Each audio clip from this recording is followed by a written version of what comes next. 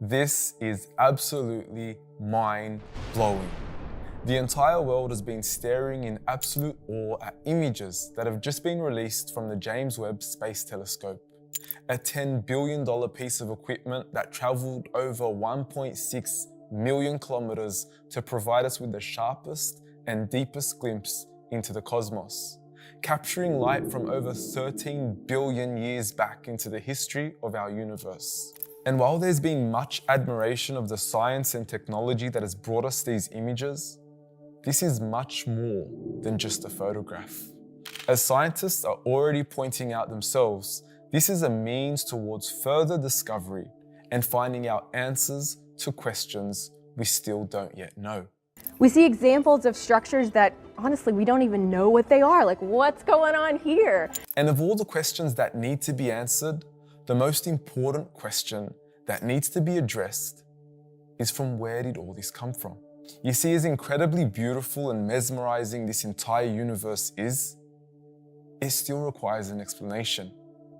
The universe is adorned with galaxies and stars that are continuously expanding, changing, being born, dying, coming into and out of existence. In other words, the entire universe is filled with dependent and contingent beings that all require an explanation.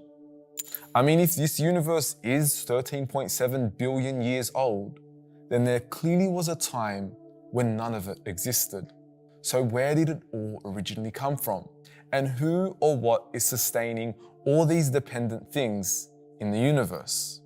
These are questions that need to be addressed, yet they are questions that are outside the scope of science and beyond the realm of that which is observable and empirical.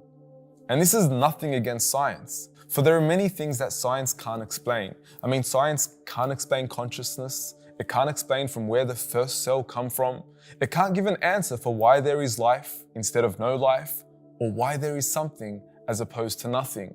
Yet the universe still requires an explanation, and that explanation can only be from an independent source. Something that doesn't change, something that doesn't die, something that doesn't come into and out of existence, something that all dependent things rely upon, something that doesn't require any further explanation because it is and always was an independent and eternal force, an everlasting creator.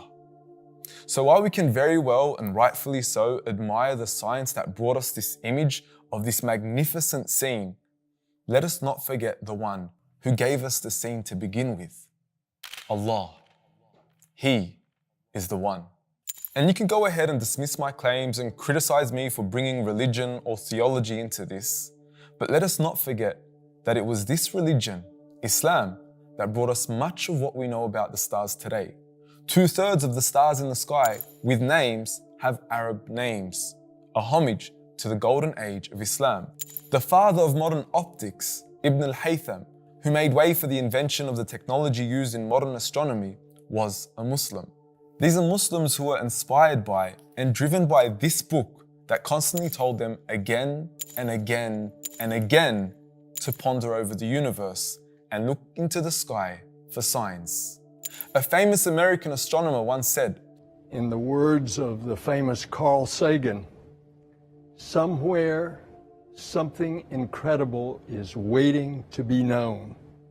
And I have no doubt in that statement. In the entire universe and the creation of the heavens and the earth, there are signs of something incredible waiting to be known. And He is Allah.